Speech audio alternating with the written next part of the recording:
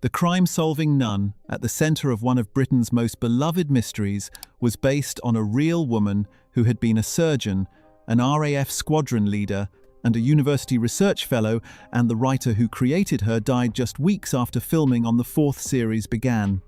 The story behind Sister Boniface Mysteries is warmer, stranger, and more surprising than anything that happens in Great Slaughter. Fact 1. She appeared 9 years earlier. Sister Boniface did not begin as the lead of her own show. She first appeared in February 2013 in the 6th episode of Father Brown's first series, in an episode called The Bride of Christ. In it, a winemaking nun with an unexpected talent for forensic observation helped Father Brown solve 2 murders at a local convent. The character was created by writer Jude Tindall, who wrote that single Father Brown episode and then moved on. What neither Tindall nor anyone else anticipated was the strength of the audience's response. Lorna Watson's performance as Sister Boniface was so warmly received that the character stayed in viewers' minds long after the episode had ended. Executive producer Will Trotter noticed.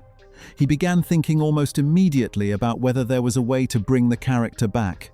His plan had been to wait until Father Brown ran its natural course. He estimated the show would last about 3 series and then develop a spin-off.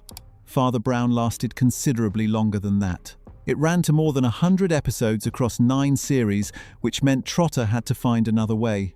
The spin-off he eventually pitched to BritBox was set a decade after Father Brown, in the early 1960s, with Lorna Watson in the lead. When Watson's agent called to tell her about it, the actress was so surprised that the agent's opening words were, "This is odd, brace yourself." Watson said she genuinely could not believe it. 9 years had passed since she had played the character for a single episode of a different show. Fact 2. The teacher who became a nun, Jude Tindall, did not invent Sister Boniface from nothing. The character was based on a real person, one of Tindall's own former teachers at the Convent of the Sacred Heart in Woldingham, Surrey, where Tindall had boarded as a teenager. Her name was Sister Agnes Bartels. Before entering religious life, she had been a surgeon and a squadron leader in the Royal Air Force. After taking her vows, she became a research fellow at the University of London. She was, in other words, precisely the kind of woman that the Sister Boniface character embodies. Someone who had chosen faith without abandoning intellect, and whose life before the convent had been extraordinary by any measure. Tindall also drew on herself. The BBC Studios executive Neil Irvine, who worked closely with her, described Sister Boniface as Jude in a wimple endearing machine gun chatter and a razor-sharp intelligence. The character was a composite, part real nun, part her creator's own personality, filtered through the requirements of a 1960s Cotswolds detective drama. Tindall also had a personal connection to religious life.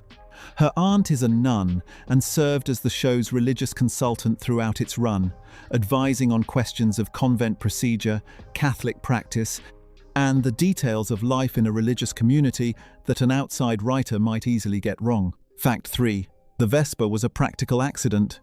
One of the most immediately recognizable things about Sister Boniface is her mode of transport, a Vespa scooter, which she rides through the Cotswolds lanes to reach crime scenes, convent duties, and everything in between. The scooter has become so associated with the character that it features prominently in promotional material and is one of the first things viewers mention when describing the show. It was not a creative decision in the way most viewers assume. Jude Tindall chose it for purely practical reasons. Sister Boniface was based at a convent in the middle of nowhere. She needed to get around. A bicycle was too slow, a car too ordinary. A Vespa suited the 1960s setting, was distinctive enough to be memorable, and solved the logistical problem of how a nun gets from the convent to a murder scene in a reasonable amount of time. Lorna Watson had to learn to ride it for filming. The process did not go entirely smoothly. During early practice sessions, Watson performed what the production's bike handler described as an unintentional wheelie, something the handler said he had not known the scooter could do. Watson's own assessment was that the Vespa was quite feisty before she eventually got the hang of it. When Watson returned to Father Brown for a guest appearance set 10 years before the Sister Boniface timeline, she discovered she would have to ride a pushbike instead, the period being wrong for a Vespa. She was, by her own account, significantly less happy about this. The scooter that began as a practical solution had become, for both character and actress, genuinely central to the role. Fact 4. The town with the darkest name. The fictional village in which the show is set is called Great Slaughter. It is not a subtle name for a place with a high murder rate, and the production is entirely aware of this. The name is one of the show's running jokes, the kind of detail that rewards viewers who notice it without being laboured for those who do not. Great Slaughter is fictional, but it is filmed in real locations across the Cotswolds and Warwickshire. St. Vincent's Convent, the home of Sister Boniface and her fellow sisters, is actually Princethorpe College, a Catholic independent day school near Rugby. The village hall, which appears repeatedly across the series, is in Great Barrington, Gloucestershire. The pub known as the Spitfire is the Baker's Arms in the village of Broadcampton. The locations are deliberately chosen for the quality of Cotswolds light and architecture, which gives the show its characteristic visual warmth. Several of the filming locations are shared with Father Brown, which was also shot in the same region, a detail that quietly reinforces the connection between the two shows without requiring either production to acknowledge it explicitly. Real village names in the Cotswolds include Chippingcampton, Bourton-on-the-Water, and Upper and Lower Slaughter, two actual villages whose names inspired Great Slaughter. The show's writers have noted that there is something perfectly appropriate about setting a comedy murder mystery in a county that already contains a village called Slaughter. Fact 5. The detective who turned down MI5.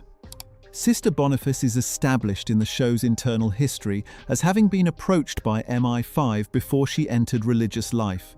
She turned them down. This detail is not dwelt on at length, it surfaces occasionally in dialogue and backstory, but it is part of the character's constructed identity, and it says something specific about what the show is doing with her. She has a PhD in forensic science.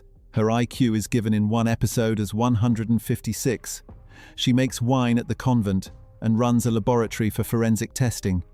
She serves as official scientific advisor to the local police, which in the early 1960s was a role that barely existed in formal institutional terms.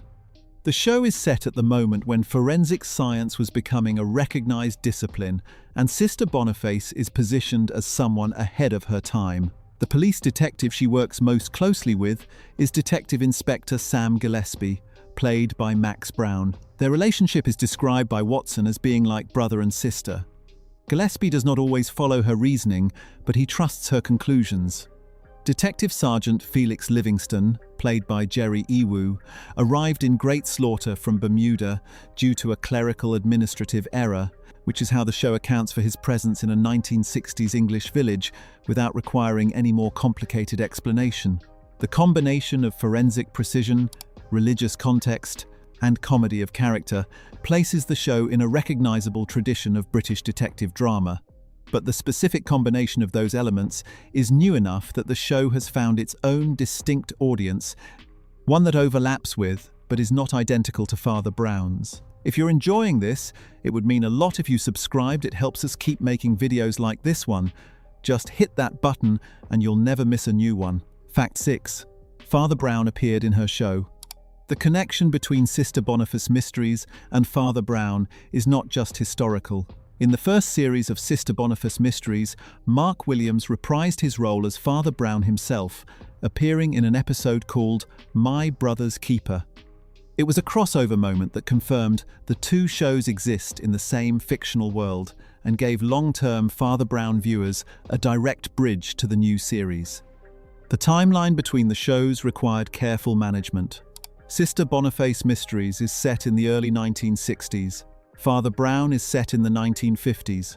When Watson returned to the Father Brown series for a guest appearance, the episode was set 10 years before the point at which Sister Boniface Mysteries begins, meaning audiences were watching a younger version of a character they already knew from her own show. The Father Brown episode that served as a direct prequel to the spin-off was called The Forensic Nun. It was broadcast as part of Father Brown's later series, long after Sister Boniface Mysteries had established itself. Watson described it as a strange experience to return to the character's origins after playing her in the lead role going back to the bicycle, the earlier decade, the different dynamic with Father Brown himself. The shared universe between the two shows is rare in British television. Most spin-offs eventually detach from their parent show and develop independently. Sister Boniface Mysteries has maintained the connection deliberately, using it to reward long-term viewers of both series while keeping each show self-contained enough for new audiences to follow without any prior knowledge. Fact 7. The suntan through the habit. Filming Sister Boniface Mysteries takes place almost entirely outdoors in the Cotswolds, across summer months when the light and landscape are at their most photogenic. For most of the cast and crew, this is a pleasant environment to work in. For Lorna Watson, it presents a specific occupational hazard. A nun's habit covers almost everything. In the heat of a Cotswold summer, Watson films in full religious dress throughout the day. The only part of her face directly exposed to sunlight is a rectangular strip running across the center, the section visible through the wimple. By the end of a filming block, Watson has described developing a deeply tanned strip across her face that is a completely different color from the rest of her skin. The production team works around the heat where possible, and Watson has noted that any overcast day during filming was cause for considerable personal relief. The habit also affects movement. It requires a particular way of walking and sitting that Watson has described as eventually becoming second nature, to the point where she is sometimes surprised to catch herself moving like Sister Boniface in her ordinary life. The physical demands of the role extend to the Vespa sequences, which require repeated takes across outdoor locations and cannot be faked easily. The authentic period scooter, the outdoor Cotswold settings, and the full habit combine to make the show more physically demanding than its gentle tone might suggest from the outside. Fact 8. The rule about suicide. Sister Boniface Mysteries has a firm creative rule. It will never feature a storyline in which what appears to be a murder is revealed to be a suicide. The rule was established by Jude Tindall and is rooted in something she learned early in her writing career. Before creating Father Brown and Sister Boniface, Tindall had a brief association with the BBC medical drama Casualty. During that time, she learned something that stayed with her permanently. Whenever a suicide storyline appeared in a mainstream drama, there was a measurable spike in real-life suicides in the days that followed. The research supporting this is well established in public health literature and has shaped broadcast guidelines across the industry. Tindall's response was absolute. She did not want to be responsible for that effect, and the simplest way to ensure it could not happen was to prohibit the storyline entirely. Any story pitch for Sister Boniface Mysteries that relies on a suicide not murder twist is automatically rejected. The rule is never discussed publicly in the show, but shapes every episode that reaches the screen. It is a reminder that the apparently simple formula of a cozy mystery, a closed community, an unlikely detective, a puzzle to be solved is made by people who think carefully about what they put on screen and why. The warmth of the show is deliberate. So is the limit on where it will not go. Fact 9. The show outlived its creator. Jude Tindall died on 4th August 2024 at the age of 60. She had been writing and producing television for more than 2 decades and had become known within the industry as the BBC's Queen of Cozy Crime, a title that described both her genre and her particular skill within it. She died a matter of weeks after filming on the 4th series of Sister Boniface Mysteries had begun. The 4th series was completed without her. The cast and crew who had worked with her across the show's 4 years finished the production she had helped create and shape, including a Christmas special written by Tindall herself before her death. That special aired in December 2024 and carried a particular weight for viewers who knew the circumstances of its making. Tindall's shows were broadcast in more than 200 countries. She had entered television writing relatively late through a BBC competition for new writers after a career in advertising. Her father's work had given her a peripatetic childhood that included spells in Northern Ireland, Wales, Iran, and Saudi Arabia. She had been evacuated from Iran during the revolution. Her teenage years at a convent school had given her the religious context that eventually produced Sister Boniface. The fourth series of Sister Boniface Mysteries, which began streaming in the United States in August 2025, was the last one she was involved in making. The show she created from a single Father Brown episode in 2013 had grown into something far larger than she had anticipated, and its fourth series was made in the shadow of her absence. Fact 10. The show Father Brown's producer never expected to make. Will Trotter, the executive producer who developed Sister Boniface Mysteries, has been candid about how the show came to exist. His original plan had been to wait until Father Brown ended naturally and then pitch the spin-off. That plan assumed Father Brown would run for 3 series. It ran for 9, accumulating more than 100 episodes and an international audience that included the United States, Australia, and dozens of other countries through streaming. By the time Trotter finally pitched Sister Boniface Mysteries to BritBox, Father Brown was still in production and showing no signs of stopping. The spin-off was commissioned not as a replacement, but as a companion piece, a show that could live alongside Father Brown rather than succeeding it. This made the relationship between the two shows unusual. They exist simultaneously, with overlapping creative teams, shared locations, and characters who can cross between them. The first series of Sister Boniface Mysteries was commissioned before a single episode had been made.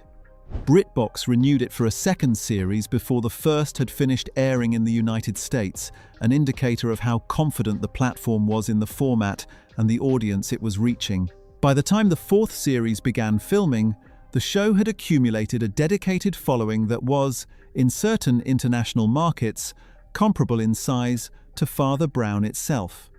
What Trotter and Tindall created from a single episode of a different show, starring an actress who did not expect to be called, set in a fictional village with the darkest possible name, filmed in a habit in the summer heat of the Cotswolds, had become, within 3 years of its first broadcast, one of the most reliably popular mystery series in British television.